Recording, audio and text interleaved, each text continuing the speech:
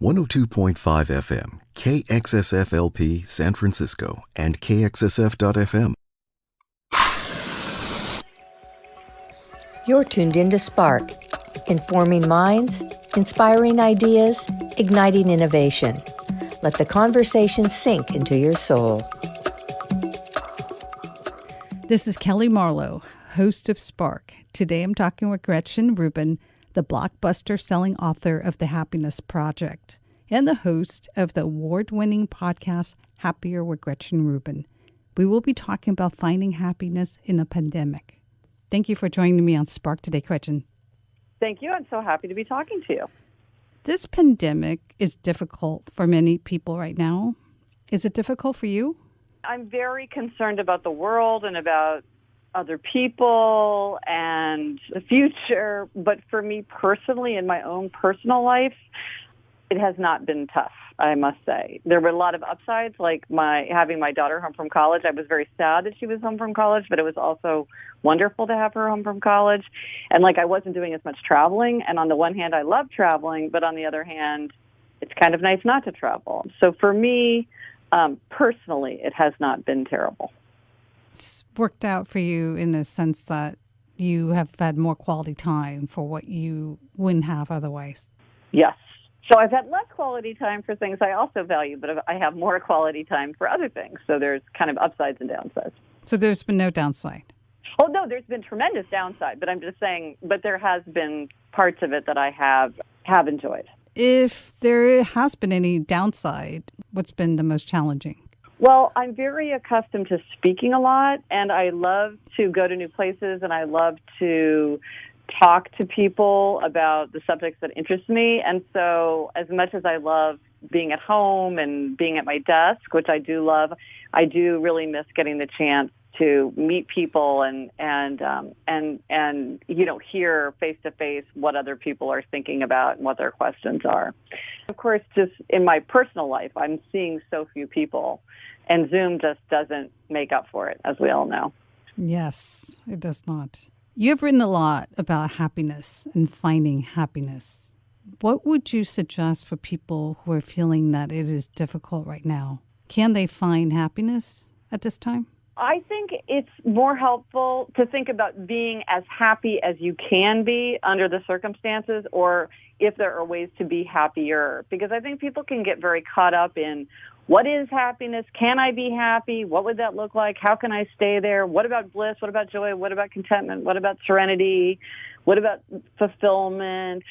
And it can get very confusing. And I think it's much clearer to say to yourself, well, given what I'm going through, given the kind of person I am, given my circumstances, my situation, everything that's going on, are there things I could do that I think would make me happier? Do I think I would be happier if I got more sleep? Do I think I would be happier if I spent more time reading? Do I think I would be happier if I called my parents more often? Do I think I would be happier if I got more exercise? And I think that's easier to see rather than, is this going to make me happy? That's a very tricky question. And it doesn't really matter, because I think we want to be as happier if we can be happier. And probably for most of us, there are things that we can pretty readily identify that would help to make us happier. What you're saying is don't question whether you're happy or not. Just ask what you can do to make yourself happier. I myself find the question, are you happy, or where do you rate on the 1 to 10 scale of happiness? I find that tremendously frustrating and difficult. I can never answer that question. So yeah, I avoid thinking about it like that myself. I don't think it's particularly helpful.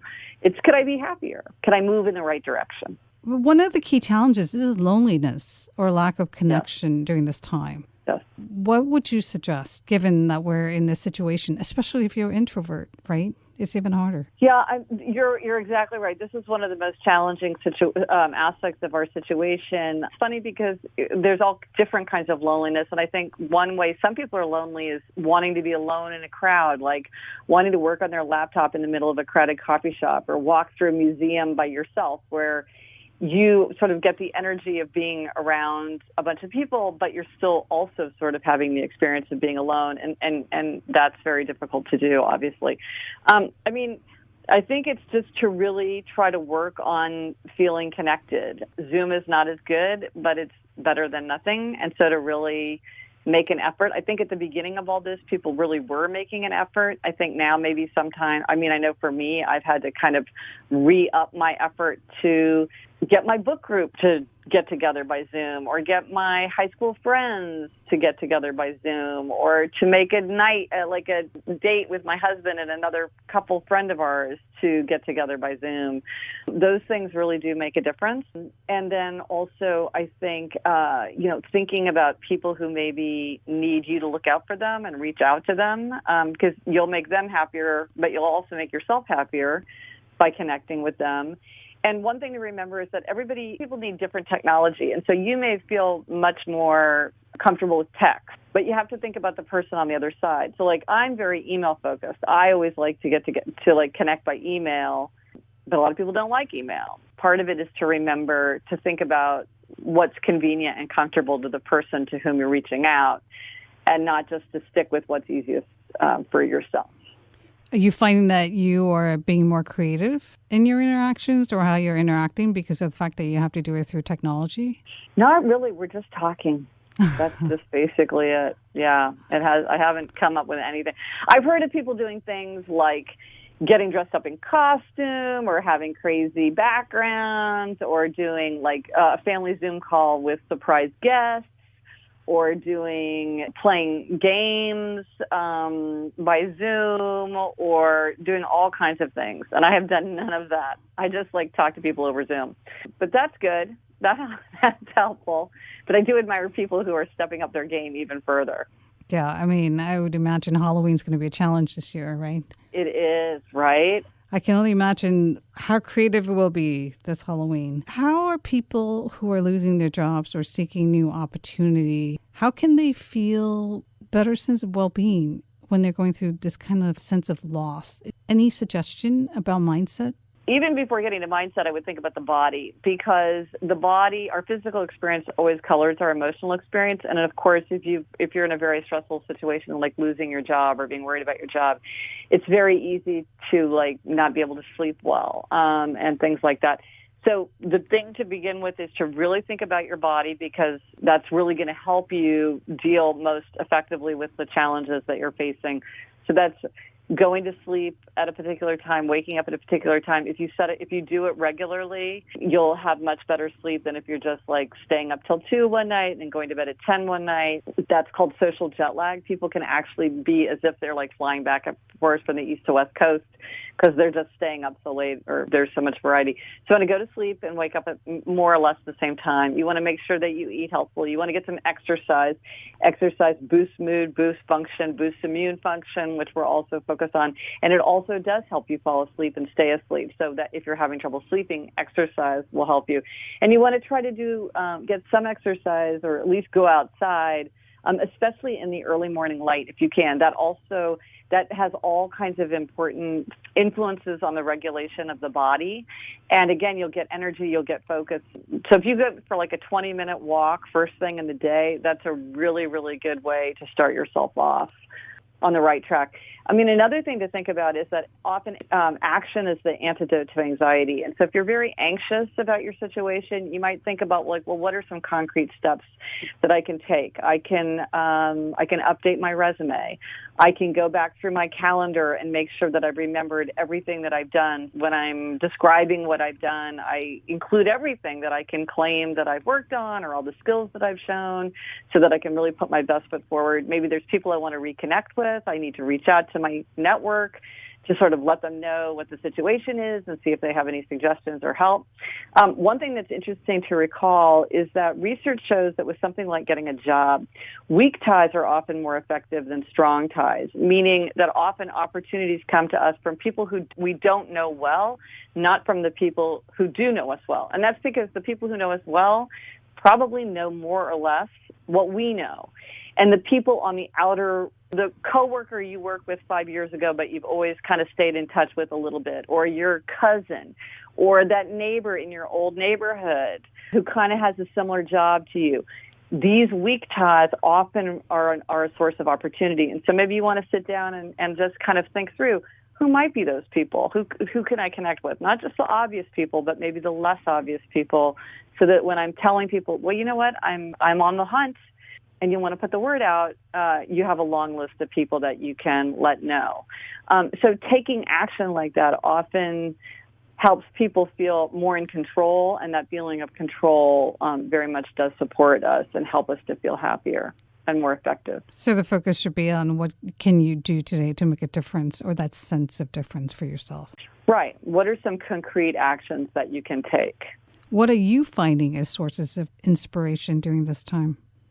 Well, for me now, as always, it's reading. I always get my playground and my cubicle is reading. And so that's where it's kind of an escape from this time, but then it also kind of sheds light on this time. So I've been doing a lot of reading. Do you have a favorite book that you recommend? Oh my gosh, no, I have so many favorite books. I can't even I could never choose. Oh God. No, I couldn't pick one. But you're still creating. What energizes you to create on a daily basis? Reading. That is my comfort, and also kind of my. It's the thing that makes me want to, get back to work. I always am taking notes when I'm reading, and often those notes then get incorporated into various projects that I'm working on, or it leads me to make connections that I wouldn't have otherwise made. And so I will spend a lot of time going through the things that I've read and distilling them and copying and taking notes. And that's what really energizes me to keep going. That's all? That's so simple. I'm not a well-rounded person, which sometimes I regret. I wish that I liked games or sports or playing an instrument, but I basically read and write a lot of the time. Do you listen to podcasts? I do listen to podcasts. Yes, I do. I almost never listen to music, but I do often listen to podcasts. Do you find them as informative as reading books? That's actually an issue for me, and I think a lot of people who listen to podcasts feel the same way. It's pretty cumbersome to take notes while you listen to a podcast, and I do find that frustrating, and I've tried all different kinds of ways, because I'll be listening to a podcast and I'll think, I want to write down that fact, or I want to look that up, and I have to stop and make a note. And so it's not as seamless as it is when I'm reading a book, where I can just stick a Post-it note in there, come back to this passage later, and then I pull it out and I'm right in front of my computer. So sometimes that can be frustrating, and when something's really rich with information, it's almost like I have to save it until I'm in my home office to listen to it, and listen to something a little bit more playful or light. When I'm walking out in Central Park or something, and because it's too, unless I thought to bring a notebook and pen with me that actually take notes. I think that's something that I hope that can be fixed. I don't know how that could be fixed technologically, but they fixed many things that I never thought could be fixed. So I'm hoping they will fix that too. So does that mean that you don't read electronic books then? It sounds like you like to imprint what you're thinking about. No, I read almost always print books. It's very, very unusual that I would read an ebook. Yeah, I heard that you actually retain more of the information when you read an actual book than an ebook. I believe it. I mean, I feel like it, and I don't know if that's just because I was trained reading print books, grew up reading print books, but I find that my retention is dramatically higher, even to the point where, if I want to look up a particular paragraph, I can pretty easily just flip to it and find it. Whereas I feel like with an ebook, I'm just kind of lost in the whole thing. But maybe if I read from ebooks all the time, I would learn how to have those same skills in the new technology.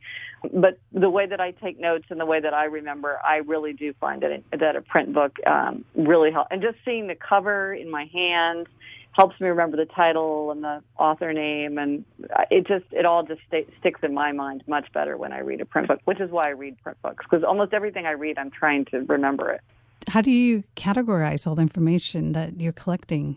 Not very scientifically, I must say. Some people have these extraordinary systems. I have a document called Notes, which is gigantic. I have a document called Quotes, 2006 after. So that's my last, 15 years of quotations that I've copied down.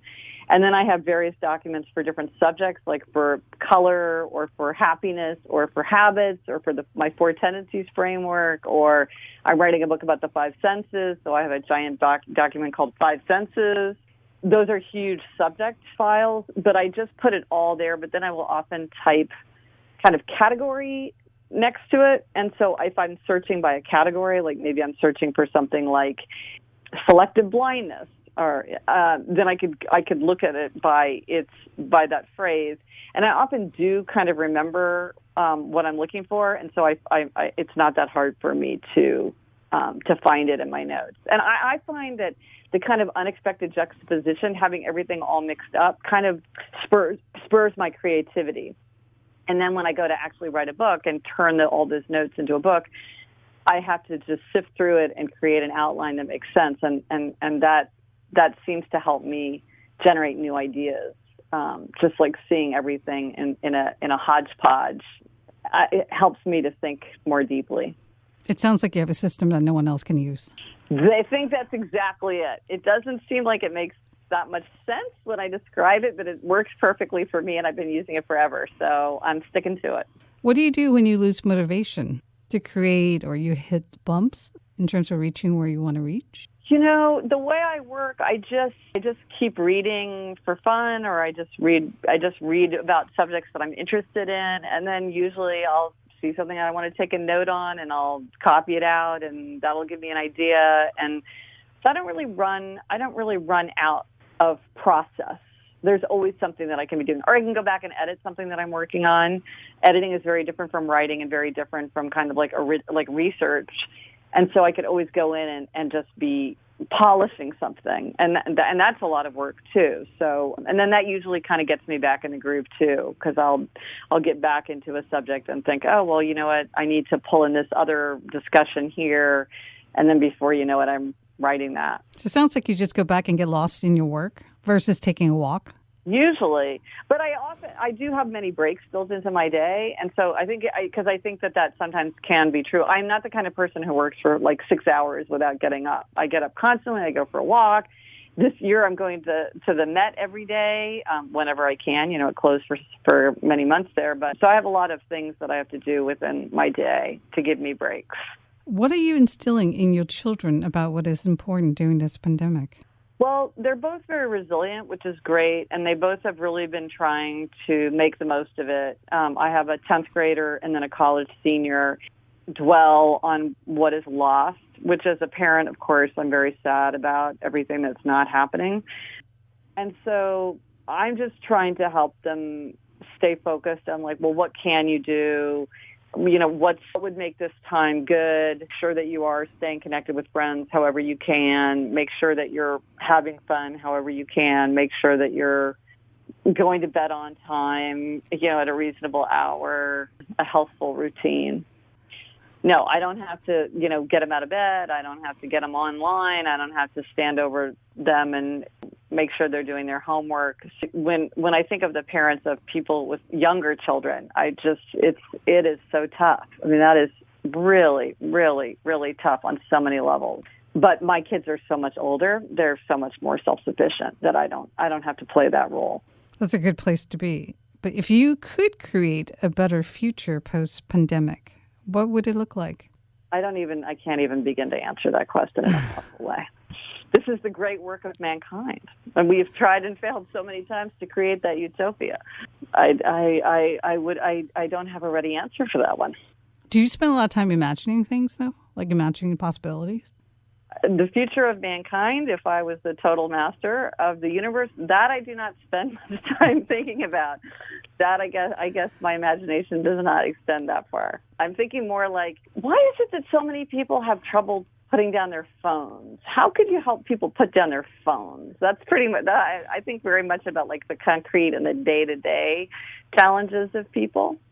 On an individual basis. I don't tend to think that much about like institutional or national solutions.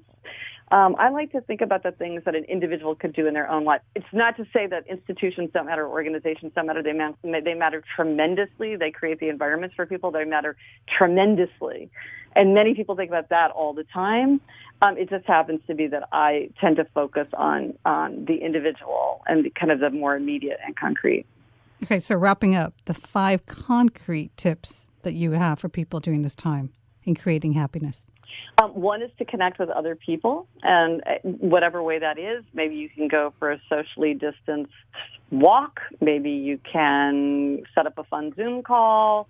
Maybe you can take your dog to the dog park and watch all the dogs have fun. You want to stay connected. Another is to take care of your body. Make sure that you're getting enough sleep. Make sure that you're getting some exercise. Make sure that you're eating healthfully, because your physical experience will always color your emotional experience.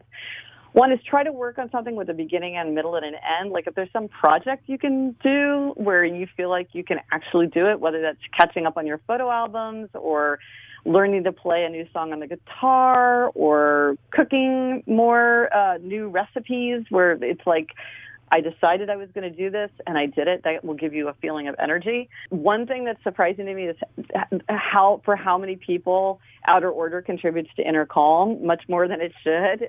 There's something about creating order in our environment that makes us feel more orderly in ourselves. And so if you can take the time to clean out a kitchen cabinet or clean out your closet or organize your home office so that it feels like it's in good order, that will, for most people, not for everyone, but for most people, that will boost your sense of energy and good cheer and sense of possibility. And then if you really need something quick, some quick ideas. One is to listen to your favorite upbeat song. That's one of the quickest, easiest ways to intervene in your mood. Another is to do 10 jumping jacks, get your feet off the floor, get your blood flowing. That will often make you feel happier.